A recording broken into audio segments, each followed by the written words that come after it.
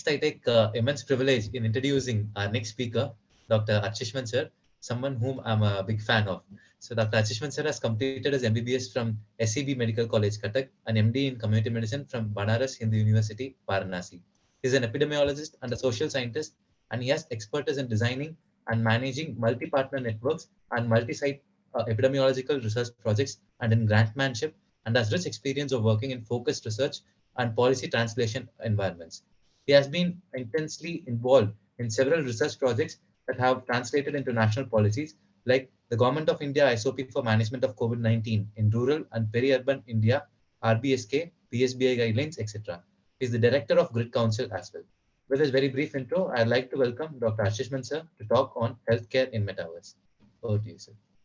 Thank you, Dr. Venkatesh. I'm immensely honored to be a part of this initiative from the Indian Medical Association, JDN, Junior Doctors Network, I guess. That's the full form, right? Tamil Nadu branch. Yes. And of course, HeDaL, Health Data Lab. I take this as an opportunity to share whatever I could understand and envision about Metaverse, healthcare in Metaverse at the moment. It's an evolving topic. So thank you so much, Venkatesh, for giving me this platform. My regards to all the audience here. I do not have the opportunity of interacting with you directly. Some of you may be quite initiated into Metaverse and tech stuff. Some of you may be naive. So if my presentation or whatever I talk goes a bit like in between, please pardon me for not meeting your expectations or maybe sounding a bit jargony at times. So with that, I'd like to share my screen. I have a brief PPT. Venkatesh, can I do that? Please, sir, please do. Is it visible? Yes, sir. Perfect. Okay, so I would not take much time. So I'm timing myself. I have 10 minutes or 15 minutes. How much time do you have? 15 to 20 minutes should be fine. Let's say 15 minutes. Right. So the topic is healthcare in the metaverse. And this is quite sort of a fantasy, because I remember I had a notepad when I was in class 1. So that notepad had a cover page. It had a colored cover page. And there was a cartoon like a man with a watch, and he was talking into his watch. So there was a small photograph of another man on the other side, and that watch had that photograph, and this man was talking to him.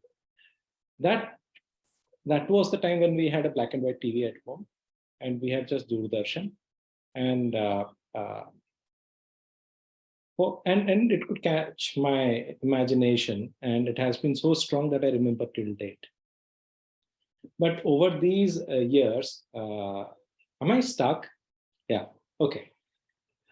So over these decades, technology has made immense progress.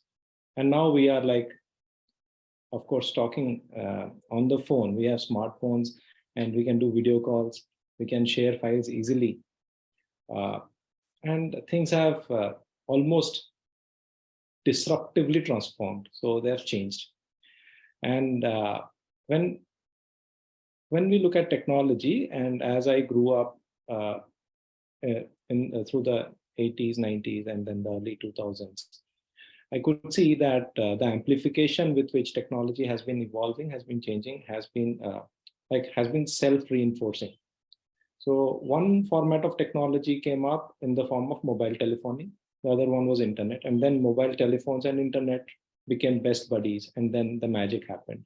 We got the banking system into the phones, and so many things now happening.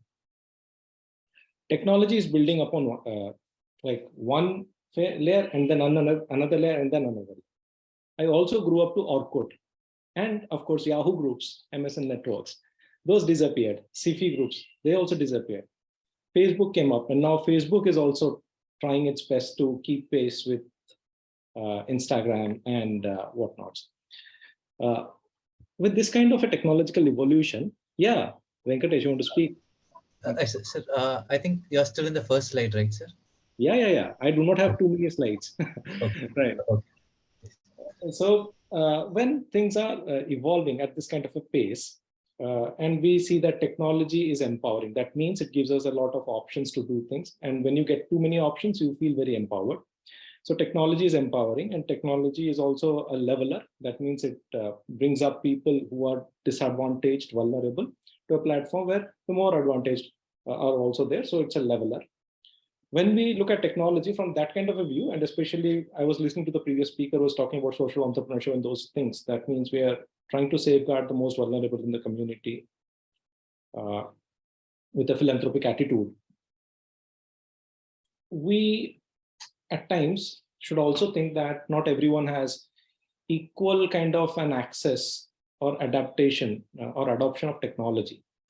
So technology as a rescuer can also be a stimulator of disruption, and then the sectors, different sectors that get implicated in the process have to match their pace.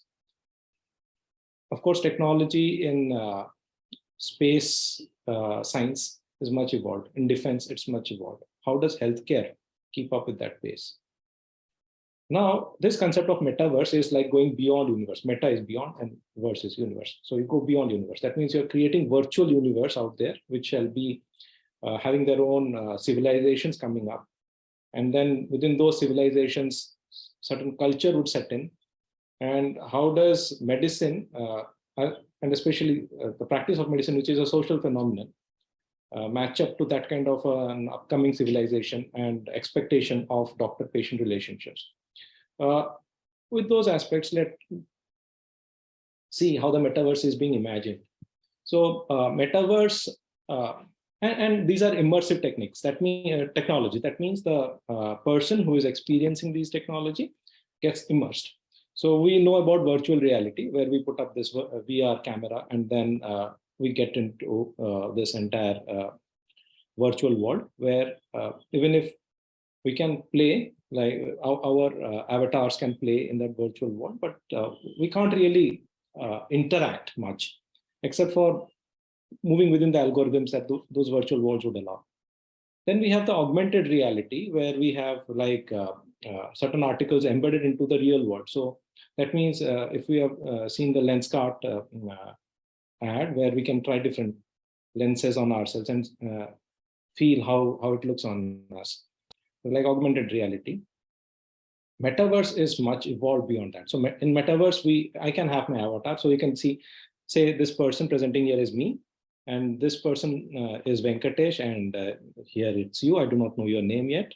So we are all talking and we are presenting and we can interact. And if you move your hand, then here your avatar's hand also goes up or down. You can interact in very real ways.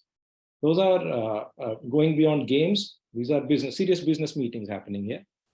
But there is a lot of social interaction that would also happen. So people can meet with their friends, go around malls, do their own shopping. They can try clothes and take opinions from their friends and pay.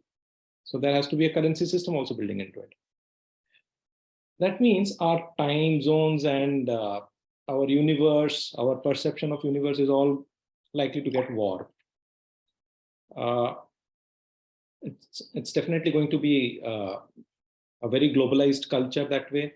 And we all need to learn how to interact sensibly in that kind of a metaverse.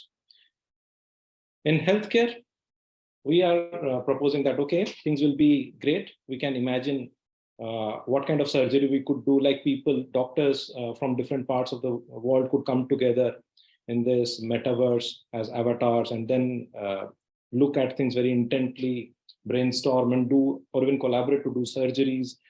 Or maybe if I am to explain this to a patient, I can actually put up a heart and then show that this is how it is pumping, and then this is what we'll do. So it's a lot of communication evolution that could happen in a metaverse. And this is all like very exciting. But this is the reality. Our hospitals are resource depleted, inconsistent, constrained, whatever you say, heavily overcrowded.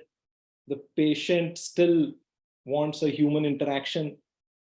And in this kind of a setup, how do we, like we can always cherish having a metaverse and a healthcare system within it, but can this be available to this kind of a population?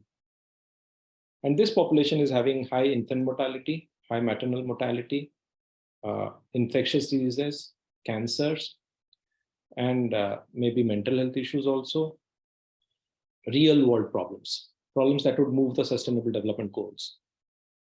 Can a virtual interaction on the metaverse really solve these real world problems? Can there be real impact?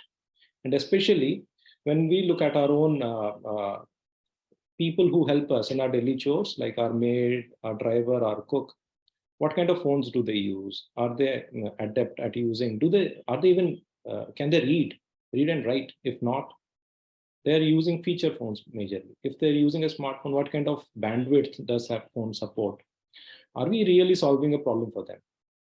If we are not solving a problem for them, and if they have access issues when it comes to having care from these kind of hospitals, like this is a typical government hospital, the most vulnerable segment faces immense challenge getting any proper care from this kind of hospital. The more powerful citizen possibly has a way through, but the most deprived one still faces challenge. Now imagine getting into the metaverse.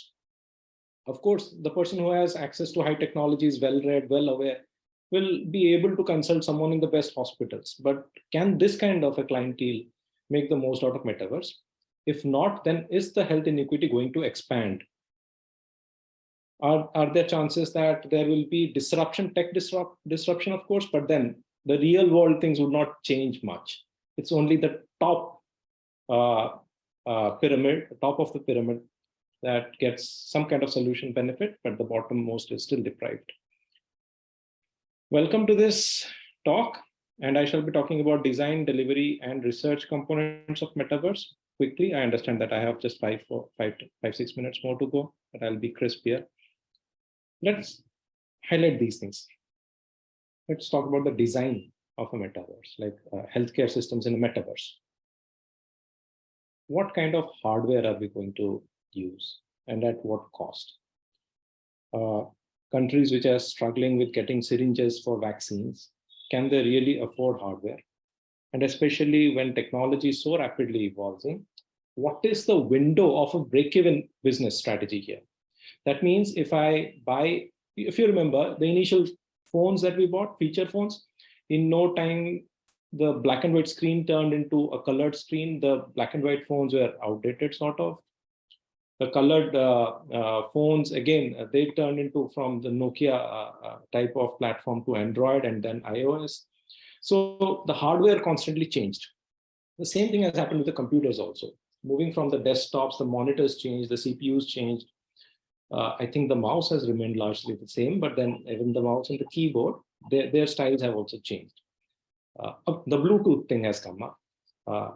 So there's a lot of hardware investment that would be needed. And how do we do it frugally? So there is a need for a frugal innovation if you want to scale metaverse, because metaverse it's a universe, right? So it has to have that potential for scalability. It should operate at scale. But the hardware has to support that kind of a scale. And beyond the hardware, there also has to be a software to support it. That means we know that Facebook was rechristened as Meta. That shows that they're very serious about metaverse. And Oculus, I think Oculus is the camera, right? The technology that it brought in. It's good that it works on the Facebook thing. Can it get integrated with Microsoft Teams? That's yet another world. Can it get integrated with Zoom meetings? Can it operate across Windows and iOS platforms and other platforms? So a lot of business units have to come together, join hands to make this universe happen, right? Interoperability and then ease of use. That means someone who's using an Android phone finds it difficult to go to iOS, right? Apple. So how does one interoperate with ease? And then the features, that means there has to be real-time synchronicity. When we talk about collaboration where people in different parts of the world come together and do things together, then it has to be real-time. What about the internet bandwidth? What about the safety? Safety means cultural. I'm not talking about cultural shock, but I'm also talking about abuse, because regulations are not yet very firm in that kind of a universe. And international laws have to be operational there. Domestic laws may or may not work. So what kind of safety and impersonation could also be there. Data protection issues could be there. And what kind of digital footprint management processes must be put in place? Because whatever you do in the metaverse, it's a digital record that is being created. And that needs to be managed because those signatures have to stay in that universe. And delivery. Delivery means, when it comes to delivery, what is the capacity of the provider to adapt this kind of technology and do well? So for example, if I had to create an avatar at the moment and then learn how to move that avatar through different rooms, it would take me some time, and forget about very nuanced interactions with the patient. So what kind of provider training has to be there? And then that training has to go to not just clinicians, but the allied paramedics as well. And also to the end user, the patient has to learn.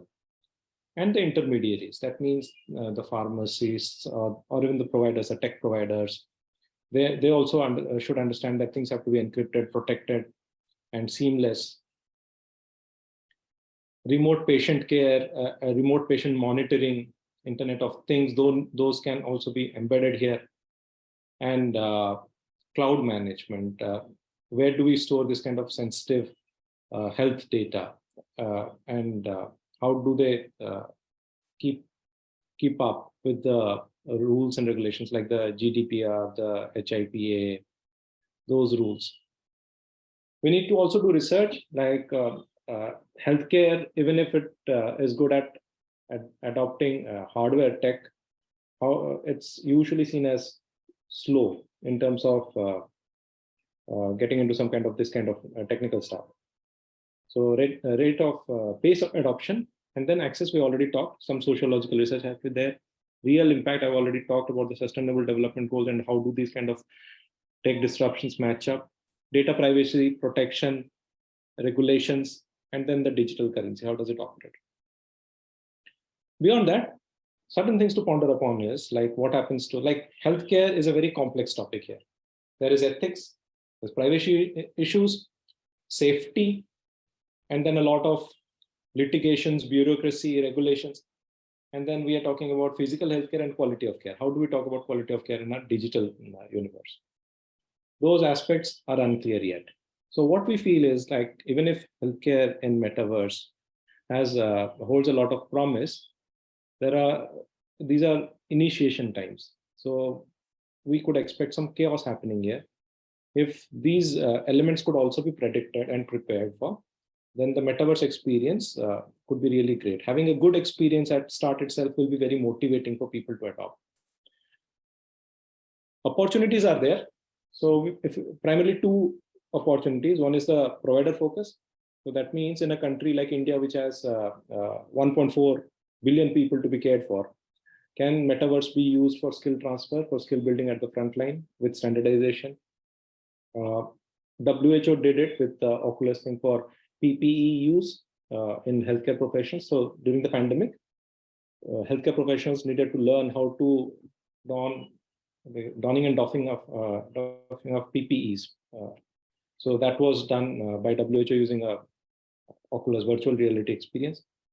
Now, digital therapeutics, telemedicine, it's been seen that remote patient consultations, especially with conditions like anxiety, ADHD, those can be helped up. And then patient can twin themselves. So that means I'm a patient and I need to undergo a bad surgery, difficult one, experimental surgery. So if I twin myself and the doctor performs, then we can predict what kind of adverse outcomes or difficulties could arise, and then we can prepare accordingly. Electronic health records, those are those could be some of the beauty of healthcare in such a metaverse. Now, the retail place is also interesting. Healthcare is a lot of retail business, drugs, equipment, and those interactions have to be regulated. And without, like, even if it sounds a bit mundane or profiteering, but then this is the reality that unless a business is viable, it won't sustain. So product and device commerce has to operate in that kind of ecosystem. So that was all I had. We can discuss this if there are any questions. Venkatesh, I hope.